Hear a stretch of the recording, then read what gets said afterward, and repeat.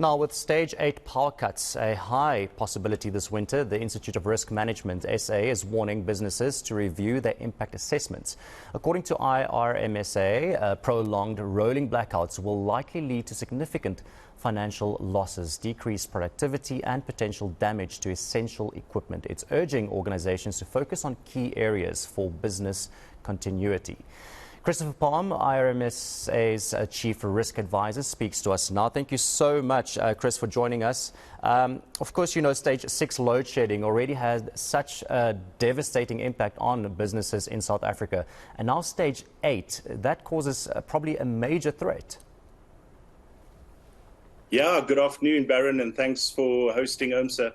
Absolutely, I think the issue at hand is that if you understand the stages of load shedding, it means that over a 4-day period, every day will be off with 12 hours worth of not having electricity. And so we are urging the risk professionals out there to consider their current risk response strategies. You can imagine batteries, you can imagine inverters, your diesel generation.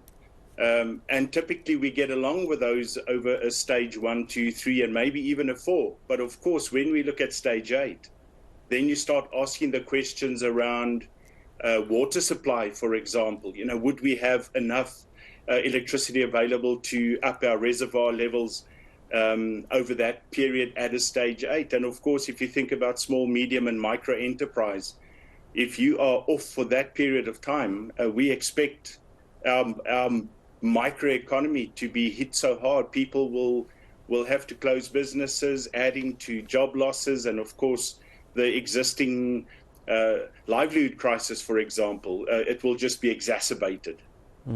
And let's talk about that. You know, job losses definitely is on the cards here if we are looking at stage 8 load shedding. We've already seen so many people losing their jobs, so this could probably be even worse for the country's economy. Yeah, indeed. You know, the risk response strategies that we are talking about, to put alternative energy sources in place will cost an enormous amount of money. And of course, that then adds to the cost of business and to the cost of living. And somewhere along the line, the price and the cost reduction measures that will have to be put in place will mean that we will add to the unemployment.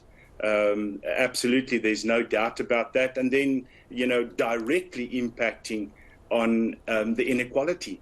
That is also one of the biggest risks that South Africa faces at the moment.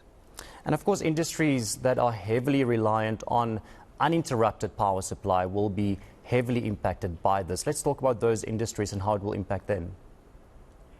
Yeah, you know, we can think about our manufacturing industry, our mining industry, for example. Well, you know, if you consider the number of shifts that the mining industry has to put underground and has to bring out, and you are sitting with a 12-hour loss of electricity over a 24-hour period, they, of course, will have to rethink their strategies on how to maintain those shifts, how to make sure those shifts are safe.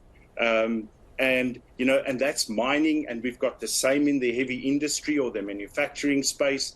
And then, of course, you've got in the retail sector, you have perishables, and the way that we would be able to look after, you know, securing food supply, logistics. So when you look at the piece that we've written, Baron, as far as what we think should be the focus to risk professionals at the moment, of course, we are saying, look where you can save energy or electricity. Look where you can do that.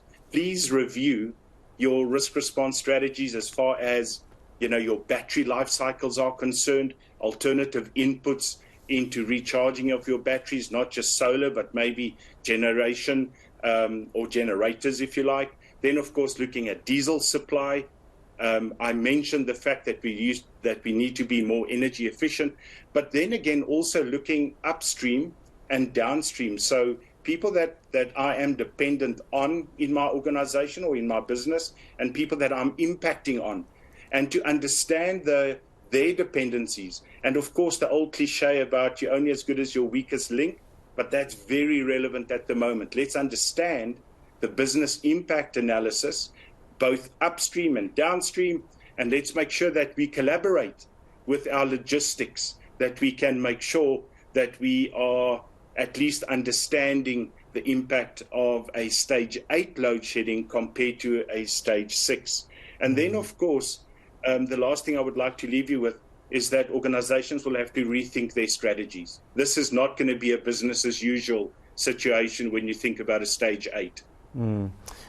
Earlier on UNCA, the Electricity Minister, Josiane Saramagopa, he said that 6,000 megawatts of additional power will be procured by December. Your reaction on that? You know, it's how long is a piece of string? By the end of December, then we're out of the winter stage again. End of December, I suppose, would be nice to have it. But is it relevant to our conversation now as far as the winter stage 8 is concerned? I'm hoping that we could do that sooner. I am, of course, completely in support that the government and Eskom understand the impact of a stage 8. And, of course, they will do everything in their power to be able to support the country in delivering whatever alternative sources of energy we can lay our hands on. But I think by December it's going to be a little bit late, Baron. Let's talk about investor confidence. I mean, this surely will be devastating to investor confidence, especially, you know, foreign investors. Yeah. So, you know, when we look at foreign investment into South Africa, it's more often than not, it is in the manufacturing space. It is in plants and it's in heavy equipment. And so for that reason, you could imagine at a stage 8, the return on their investment, their exposure to health and safety issues, fluctuations in our foreign currency. The risk is so pervasive, it impacts pretty much every single mega process or mega element of good business. And it would be at some point, if they can't see the light down the tunnel, that probably I think we've already lost investor confidence, but that there would be an exodus of foreign capital out of South Africa.